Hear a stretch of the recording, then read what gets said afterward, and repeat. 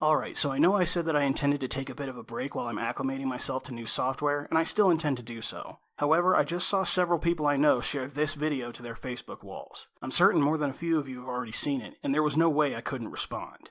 Of all of the time we've spent ridiculing the Oppression Olympics, giving that name on the notion that social justice warriors treat the gathering of victim points as a competition, they went ahead and turned it into a literal fucking race. And of course, the message behind that race is, look at these poor black people. Black people have it so much harder than white people, because white people are privileged. Do not sympathize with white people. Well, I'll tell you what, we're going to run their little race one more time, and this time, I'm going to add a few runners of my own, and add my own questions into the mix. The very fact that they had to run this race with a bunch of privileged college kids in the first place speaks of their intent to skew the facts as much as possible. So let's take a look at the true span of poverty in this country, shall we?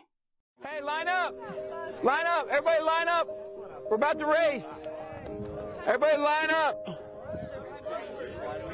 Shoulder to shoulder, take off your backpacks. Basketball, line up, we're about to race. Hey, we are racing for a $100 bill. The winner of this race will take this. It's a $100 bill. Before I say go, I'm gonna make a couple statements. If those statements apply to you, I want you to take 2 steps forward. If those statements don't apply to you, I want you to stay right where you're at. Alright, Snowflake, and I'll be going by those same rules, but I'll be sure to fill in the questions you're leaving out. And now to introduce my runners to this gaggle of college students you believe to be an accurate microcosm of the disparity of advantages in society. This is Nathaniel Allen Prescott. He is the child of upper middle class white parents living in Seattle, Washington. His father is an attorney for a fairly well-to-do law firm who aims to begin his own practice in lieu of senior partnership, and his mother is a respected neighborhood veterinarian who inherited sole ownership of her clinic when her partner of 10 years retired. With the intent on providing the best possible opportunities for their son, Mr. and Mrs. Prescott had Nathaniel homeschooled by a private tutor for the first 8 years of his education and enrolled him in a private boarding school for the final 4. He graduated with a GPA of 3.95 and an ACT score of 37 and is currently enrolled at Harvard Law with the intent of following in his father's footsteps. This is Lamangelo Tyrone Bigsby. He is the child of a single mother living on welfare in Harlem who routinely milked his estranged career criminal father for child support. While Lamangelo attended one of the worst public schools in the country and learned from textbooks 20 years or more out of date, his mother wasted most of the household income on crack cocaine, and he was fed a regular diet of government cheese sandwiches and powdered milk. Lamangelo often entertained the thought of doing his best in school to escape his bondage of poverty and move to a better neighborhood, but his classmates punished him for it by calling him an Uncle Tom and beating the shit out of him. To avoid further beatings and humiliation, he decided to keep it real by dropping out, robbing liquor stores, and representing his gang's local set in the occasional drive-by. Are we all good and triggered now? Fantastic. Let's continue. This is Derrick Martin Jones. He is the child of a happily married upper-middle-class black family living in Laguna Woods, California. His father is an oral surgeon with a moderate-sized practice in Santa Ana, and his mother is a senior systems architect for AT&T and commutes to her office in El Segundo. Derrick showed a fascination in his mother's line of work from early on in his childhood, and his parents did everything they could to cultivate that interest with the best private schooling they could afford. He graduated high school valedictorian with an immaculate GPA of 4.0 and has accepted full tuition scholarship at MIT with the intent of pursuing his master's in electrical engineering and computer science. This is Billie Jo Walker Travis. He was born to a lower-class white family living in a shack in the hills of Ozark, Arkansas. His father died when he was just a baby from alcohol poisoning because he just couldn't quit that moonshine. And he was removed from his mother's custody 6 years later following a truancy investigation when she was caught trying to cook his baby sister in a microwave oven in the midst of a delusional fit of meth-fueled paranoia. Billie Jo didn't learn to read until he was 12 years old and never learned it particularly well, since he grew up under the care of an inattentive, unsupportive foster family whose bad budget management landed them in a trailer park in Little Rock. With no delusions of being fit for higher learning, he dropped out of high school in his sophomore year with the intent of attending a trade school and becoming a ditch digger for the state, provided of course that the easy money of the meth trade doesn't lure him into a less honest source of income. Alright racers, take your places. On your marks, get set, virtue signal.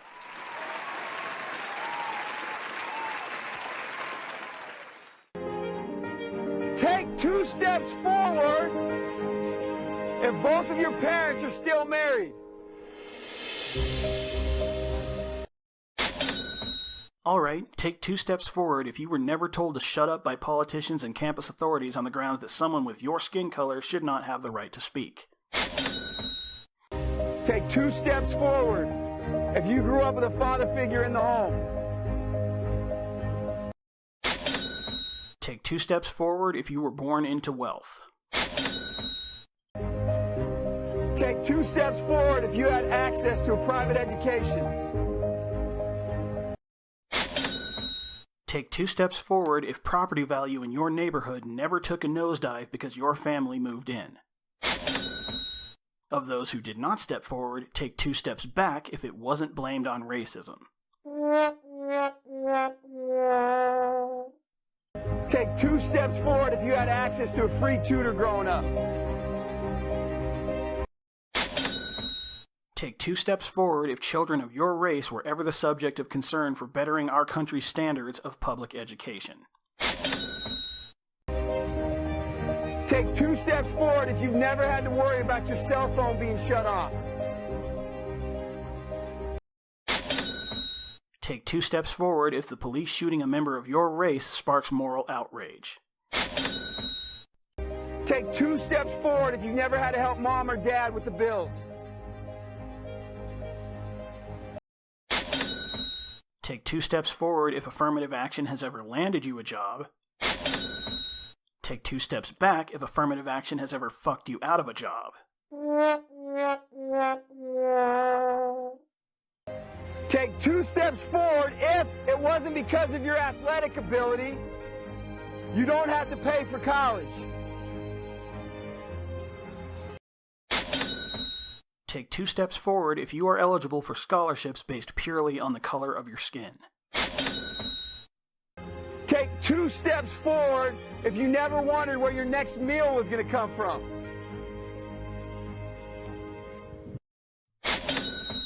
Take 2 steps back if a member of your race has ever been applauded for apologizing to the rest of the world on the behalf of your entire race.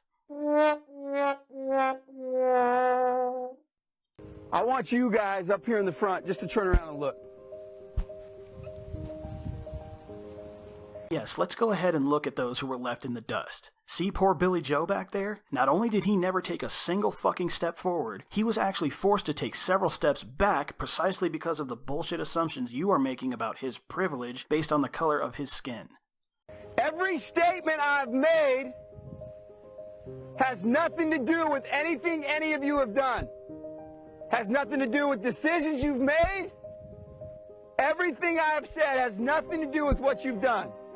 That's right, Snowflake, and none of the statements you've made have had anything to do with the color of a person's skin. That's why Billie Jo is so fucked right now, because your statements were all about a system that privileges the rich over the poor, a system that bends over backwards for those born into wealth and fucks over those who are impoverished. Only I was able to make demonstrably true statements that affect this race that are based purely on skin color, and I want you to take a long, hard look at who those statements actually affect.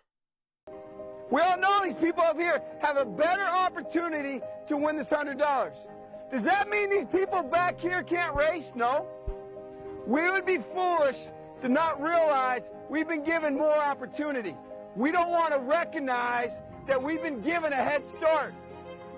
That's right. Take a look at Derrick here. See how well he's doing? Not a single fucking thing about his race stopped him from being where he is. And not only did the wealth of his family give him a significant advantage, but the color of his skin and the assumptions about his oppression that come with it afforded him with even more help despite the advantage he already had. Lamangelo had every incentive to run harder and reach for the stars. The only things that stopped him were being born into poverty, and more importantly, his failure to accept the help that was offered because he lives in an area where to strive for greatness and to do better makes him a traitor to both his race and his community. Meanwhile, nobody in society at large gives a fuck about Billie Jo sitting 6 steps behind the starting line. Nobody knows he exists. Nobody cares about his suffering. Nobody thinks to call him a victim, certainly not based on the color of his skin. And nothing about the color of his skin afforded him any one of the advantages you mentioned. He is out of sight, out of mind, all while society patronizingly pats Derrick on the back for doing so well despite the oppression that supposedly comes with his skin color, even though it didn't stop him from taking a single step.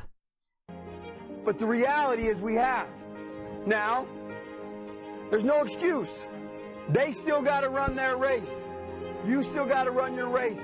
But whoever wins this $100, I think it'd be extremely foolish of you not to utilize that and learn more about somebody else's story. You're absolutely right, you white guilt-addled sack of shit. How useful do you think that $100 would have been to someone like Billie Jo, whose illnesses went ignored and untreated while his mother was out blowing strangers in parking lots for smack? How useful do you think it would have been every time he had to eat from the garbage because his mother couldn't be bothered to buy a fucking loaf of bread? How useful do you think it would have been to him when he never even dared to dream about a better future because there were no lobbyists in Congress taking steps toward giving him hope, nor any talking heads in the media encouraging him to do better because of his supposed privilege? No, your intention was for all of the oppression points in this bullshit race of yours to go to black kids like Lamangelo and Derrick, regardless of what opportunities and advantages their respective birthrights did or did not afford them. That's why the NAACP exists. That's why the Trayvon Martin Foundation exists. That's why Blackout for Human Rights exists. That's why countless scholarships and government grants available only to black people exist. These things are the extension of a helping hand to those society believes are the victims of racial oppression from those who fail to consider that there are white people suffering the exact same poverty conditions. Which is why you are panning over the faces of black students as you further lecture the white winner of that $100, even though including even one black child born into wealth in that race, along with my loaded questions to balance out the questions you think are loaded, would have seen that black child at the finish line ages before any of the other participants. It's why I know that your symbolic $100 will never be reserved for an impoverished white child like Billie Jo. Because the reality is, if this was a fair race and everybody was back on that line, I guarantee you some of these black dudes would smoke all of you. And it's only because you have this big of a head start that you're possibly going to win this race called life. I'm sorry, but did you just say that some of these black dudes would smoke all of them? Every last one of them? How the fuck could you possibly know that if you were proposing a hypothetical scenario wherein all hurdles of unfairness on the basis of race are removed? How could you possibly guarantee them any such fucking thing? Do you know what this is? This is your admission to the fact that no matter how many social and financial crutches society affords to black people in this country, the presumption of their victim status will always come first. And you will continue to move those goalposts until every black person in this country is standing head and shoulders above every white person in this country in every possible way. You want to see black students smoke white students, because that is the only way you will ever acknowledge the fact that those black students are not disadvantaged based on the color of their skin. Because to you, white people can't possibly win in a fair race of life. That is a picture of life, ladies and gentlemen. Nothing you've done has put you in the lead that you're in right now. When I say go, on your mark, get set, go!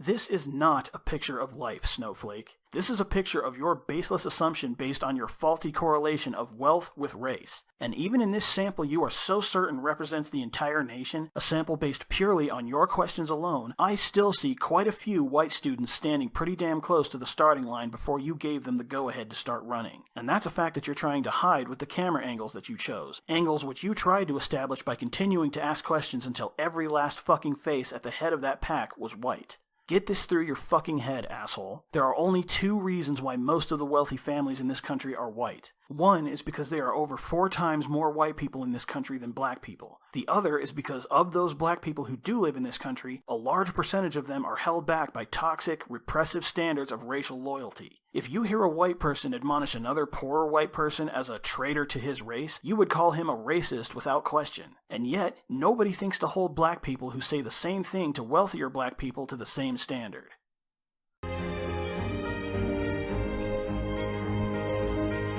If you didn't learn anything from this activity... Yeah, you can take that kumbaya bullshit and shove it up your fucking ass, Snowflake. You are standing in a peaceful prayer circle over your common agreement to the sentiment, fuck white people. Not a damn person in your little circle jerk has learned anything from this exercise except how to skew the facts with an unrepresentative sample and biased, intentionally loaded questions. The only thing they've learned is how to shift the sympathetic focus away from white people and to assume their privilege regardless of what they go through on an individual basis. There are 46.3 million black people in this country, and that includes the famous and wealthy ones like Will Smith, Morgan Freeman, Snoop Dogg, and Barack Obama, a man who would not have been elected president for 2 fucking terms by a majority white population if the mass opinion was anywhere near as racist as you claim it to be. 22% of those black people live beneath the poverty line. There are 197.7 million white people in this country. 9% of them are below the poverty line, which amounts to about 1.78 impoverished white people for every impoverished black person. If the sample you had gathered for this bullshit oppression race of yours had actually been representative of the financial demographics in this country, nearly twice as many white kids would be left standing near the starting line, even exclusively with your bullshit questions formed on the assumption that poverty is mostly a problem for people of color. And with my questions to balance them out with the issues you prefer to ignore, there would be far, far more than that.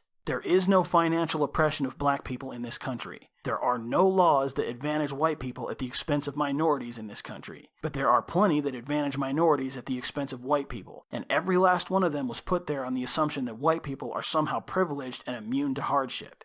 This white privilege narrative is bullshit, and even as a biracial person, I will fight it to my last breath.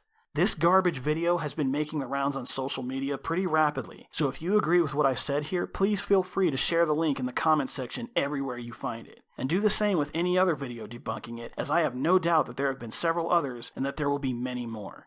Thank you all for watching, and I'll see you soon.